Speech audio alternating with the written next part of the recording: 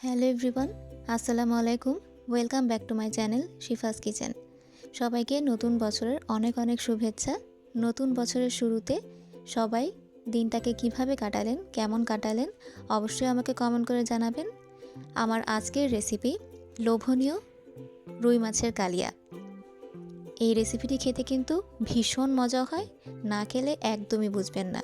তাহলে চলুন চলে যাওয়া যাক মূল প্রস্তুত প্রণালীতে।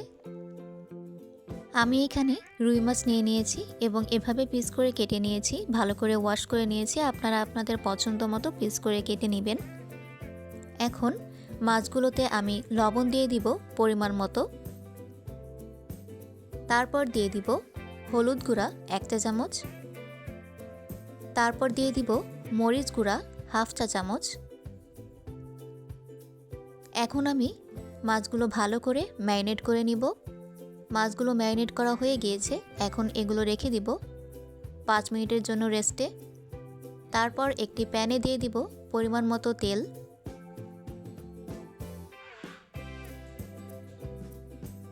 তেলটা গরম হয়ে এলে আমি এর মধ্যে সবগুলো মাছ ভেজে নিব। এখন এক এক করে সব মাছ আমি তেলে ছেড়ে দিব। মাছগুলোকে আমি হালকা লাল করে ভেজে নিব।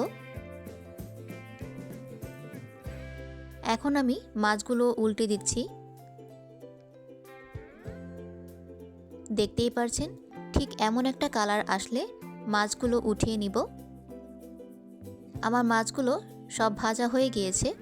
এখন আমি মাছ ভাজার তেলের মধ্যে দিয়ে দিব পেঁয়াজ কুচি 1/2 কাপ।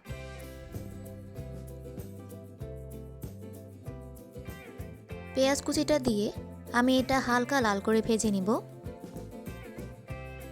ভালো করে ভেজে নেওয়া হয়ে গেলে এ পর্যায়ে আমি এর মধ্যে অ্যাড করব পেঁয়াজ বাটা 2 টেবিল চামচ।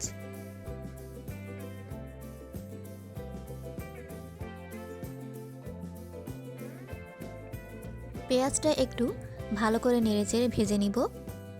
এ পর্যায়ে আমার চুলার আঁচটা লোতে রেখে মশলাটা ভালো করে কষিয়ে নিব।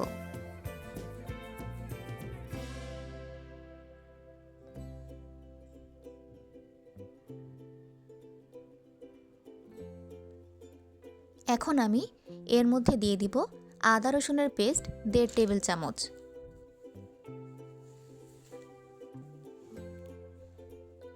আদা রসুনের কাঁচা গন্ধটা দূর না হওয়া পর্যন্ত এটা ভালো করে ভেজে নিব।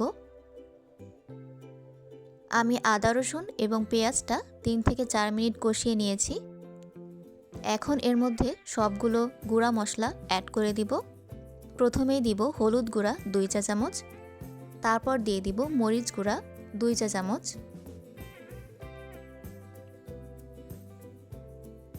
ঝালটা আপনারা আপনাদের পছন্দ মতো অ্যাড করে দিবেন। তারপর আমি দিয়ে দিব ধনে গুঁড়া 2 চা চামচ।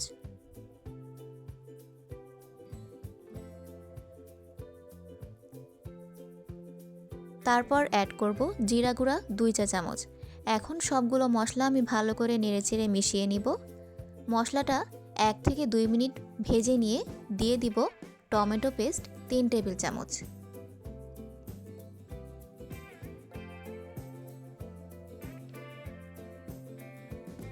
টমেটো পেস্টটা দিয়ে আমি এটাকে 2 থেকে 3 মিনিটের মতো কষিয়ে নিব।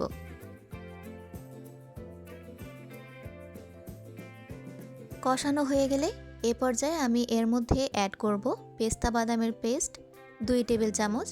আপনারা এখানে এর পরিবর্তে যে কোনো বাদামের পেস্টটাই অ্যাড করে দিতে পারেন।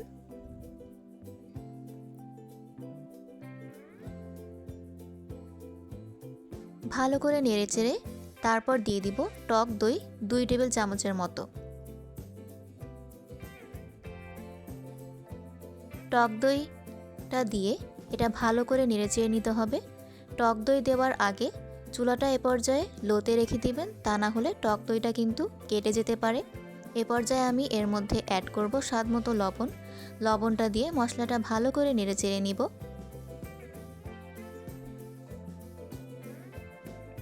এখন মশলাটা কষানোর জন্য আমি এর মধ্যে দিয়ে দিব সামান্য পরিমাণে পানি। তারপর ভালো করে নেড়েচেড়ে মশলাটা কষিয়ে নিব। দেখতেই পাচ্ছেন এ পর্যায়ে মশলার উপরে তেলটা ভেসে উঠেছে, তার মানে মশলাটা কিন্তু কষানো হয়ে গিয়েছে। এরপর আমি এর মধ্যে অ্যাড করব তেজপাতা একটি মাঝখান থেকে কেটে, তারপর দিব দারচিনি 2 টুকরা, তারপর দিয়ে দিব মুখ ফাটানো এলাচ 3টি, সবশেষে দিব লবঙ্গ 4 থেকে 5টি। তারপর ভালো করে নেড়েচেড়ে নিব। এ পর্যায়ে অ্যাড করে দিব চিনি সামান্য পরিমাণে, এতে মশলাটা খেতে আরও বেশি ভালো লাগবে। এখন এই মশলাটা আমি আবারও নেড়েচেড়ে 5 থেকে 7 মিনিটের জন্য কষিয়ে নিব। মশলাটা ভালো করে আমার কষানো হয়ে গিয়েছে, তেলটাও মশলা থেকে আলাদা হয়ে গিয়েছে। এখন আমি এর মধ্যে দিয়ে দিব নর্মাল পানি 2 কাপের মতো। পানি দিয়ে ভালো করে একটু নেড়েচেড়ে মিশিয়ে নিয়ে আগে থেকে ভেজে রাখা রুই মাছগুলো এক এক করে দিয়ে দিব।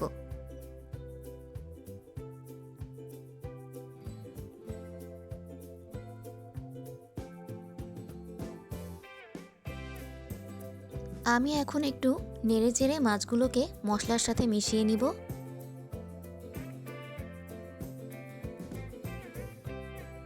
এখন আমি এর মধ্যে ফ্লেভারের জন্য দিয়ে দিব আস্ত কাঁচামরিচ 5 থেকে 6টি। তারপর ঢাকনা দিয়ে ঢেকে রেখে দিব যতক্ষণ না রান্নাটি কমপ্লিট না হচ্ছে।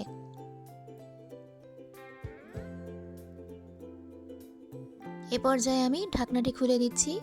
দেখতেই পাচ্ছেন সব তেল কিন্তু উপরে উঠে এসেছে এবং আমার রান্নাটিও কিন্তু কমপ্লিট হয়ে গিয়েছে।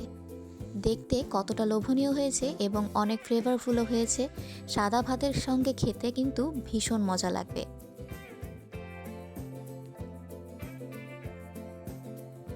এই পর্যায়ে আমি উপর থেকে ছড়িয়ে দিব গরম মশলার গুঁড়া 1 চা চামচ।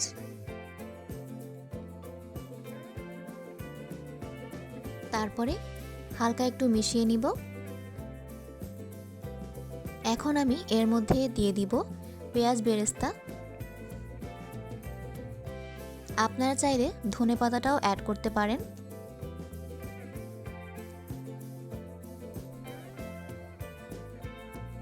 আমি এখন চুলাটা অফ করে ঢাকনা দিয়ে ঢেকে রেখে দিব 5 মিনিটের জন্য। 5 মিনিট পর ফিরে আসলাম। দেখতেই পাচ্ছেন আমার লোভনীয় রুই মাছের কালিয়াটা একদম রেডি। আপনারা কিন্তু একবার হলেও এটা ট্রাই করে দেখবেন, খেতে কিন্তু ভীষণ মজা হয়। এবং আমাকে কমেন্ট করে জানাবেন আমার এই লোভনীয় রুই মাছের কালিয়ার রেসিপিটি যদি আপনাদের কাছে ভালো লেগে থাকে তাহলে অবশ্যই আমার ভিডিওটা শেয়ার করে দিবেন এবং আমার চ্যানেলটিকে সাবস্ক্রাইব করে আমার পাশেই থাকবেন। ধন্যবাদ।